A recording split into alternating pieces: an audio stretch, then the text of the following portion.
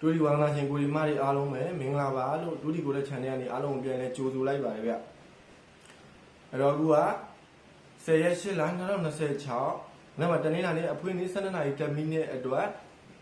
ဘလို့မဲရောကလေးကိုထိုးရမလဲဘလို့ပတ်တိလေးတွေကိုအဓိကထားပြီးကစားရမယ်ဆိုတာကိုကျွန်တော်ဘက်ကနေလောင်းမျှဝေပြီးတဲ့ဗီဒီယိုဖိုင်လေးပဲဖြစ်ပါတယ်ဗျအဲ့တော့ကြောင့်မို့ကျွန်တော်ကိုဒီမကြီးဘက်ကနေလည်းကျွန်တော်ဒီဗီဒီယိုဖိုင်လေးကိုမြင်ပြီးဆိုတာနဲ့ like လက်မလေးနဲ့ကူညီပေးမယ် share လို့ရရင်လည်းဒီမှာ share ပေးမယ်မျှဝေလို့ရရင်လည်းဒီမှာမျှဝေပေးမယ်ဗျ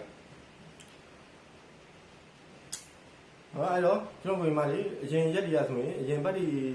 ဆိုလို့ရင်ကျွန်တော်ဗီဒီယို short ဗီဒီယိုလေးဗီဒီယိုတိုလေးတွေနဲ့တင်ပေးပါရင်เนาะအဲ့တော့ဗီဒီယိုတိုလေးတွေမှာ like ပြီးတော့ထိုးတဲ့ကိုဒီမတွေကိုသိပါမယ်နော်ကျွန်တော်ပြီးတဲ့ကဏ္ဍတွေလीအစင်ပြေလားမပြေဘူးလားဆိုတာကို like ထိုးတယ် like ကစားတဲ့ကိုဒီမတွေကတော့သိနေတယ်เนาะအဲ့တော့ကျွန်တော်အရင်ဘက်ကဆိုရင်အင်္ဂါဗုဒ္ဓဘုကြာတာပတိဒါတွေက3ရက်ခလုံးထောက်ချောက်မှန်တယ်ဟောเนาะတောက်ကြနေမှာဆိုလို့ရင်လည်းခွန်9တကွက်ကောင်းဟုတ်တယ်เนาะခွန်9တကွက်ကောင်းဒီမနက်ပိုင်း12နာရီမှာ12နာရီ10မိနစ်မှာဒဲထွက်သွားတယ်ဟောအဲ့တော့ကြောင့်ကျွန်တော်ကိုဒီမှာလေးအဆင်ပြေခဲ့လိမ့်မယ်လို့လည်းကျွန်တော်မျှော်လင့်ပါတယ်အဲ့တော့ဒီဘက်မှာတော့ကျွန်တော်ဗီဒီယိုအစီလေးနဲ့ပဲတင်ပေးမယ်เนาะအဲ့ဒါမှကျွန်တော်ကိုဒီမှာလေးကိုဘယ်လိုကစားရမလဲဘယ်လိုအဆင်ပြေအောင်လုပ်ရမလဲဆိုတော့ကျွန်တော်ဘက်ကနေပြည့်စုံလေးရှင်းပြပြီးရမှာပေါ့เนาะအဲ့တော့မနက်ဖြန်တနင်္လာနေ့အတွက်ကိုမင်းရောတော်ကောင်းရမယ်ရန်ကွက်3ခွက်နဲ့ဗိုလ်တဝူးမကျော်2ခွက်ရယ်เนาะအဲ့တော့မနက်ဖြန်10ရက်8လ2020ကျောင်း12နာရီ10မိနစ်အတွက်တနင်္လာနေ့12နာရီ10မိနစ်အတွက်မင်းရောတော်ကောင်းဒီခွန်တက်ဖြစ်ပါတယ်ခွန်ပိုင်းခွန်ပတ်တင်းနဲ့ခွန်ထိပ်စီးနဲ့ခွန်တက်တကွက်ဒီမင်းရောတော်ကောင်းဖြစ်ပါတယ်အဲ့တော့နှုတ်ကွေးမိုင်းတေချာလိုက်မှထားကြပါခွန်ပိုင်းခွန်ပတ်တင်းနဲ့ခွန်တက်ဒီတကွက်ကောင်းဖြစ်ပါတယ်အဲ့တော့ရန်ကွက်3ခွက်ကဘာလဲဆိုရင်ရန်ကွက်3ခွက်ကခွန်6 1နဲ့6နဲ့ဒါတော့ရန်ကွက်3ခွက်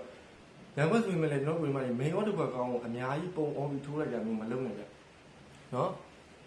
လောလောဆယ်တော့ဒီမင်းရောတစ်ခွက်ကောင်းကို1000ဘူးထိုးမယ်ဆိုလို့ရင်ရန်ကွက်တွေကို900ဘူးဒီလိုထိုးပေါ့နော်ဟိုလာတော့ကျွန်တော်ကိုယ်မှမနက်ဖြန်တနင်္လာနေ့ဒီမင်းရောတစ်ခွက်ကောင်းမှာခွန်1ဖြစ်ပြီးတော့ရန်ကွက်က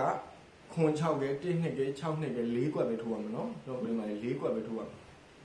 4ကွက်အာပြီးတော့1000ဘူးထိုးမယ်ဆိုတော့ကျွန်တော်ကိုယ်မှ8000ပဲပုံမှာပေါ့နော်ပြန်ပေါက်ရင်1000ဘူးရမယ်ဟိုလာတော့ဗုဒ္ဓဘူးမကျော်2ကွက်ရမယ်နော်ဗုဒ္ဓဘူးမကျော်2ကွက်ဒီပါလေဆိုရင်2928နှစ်ထိပ်စီးနဲ့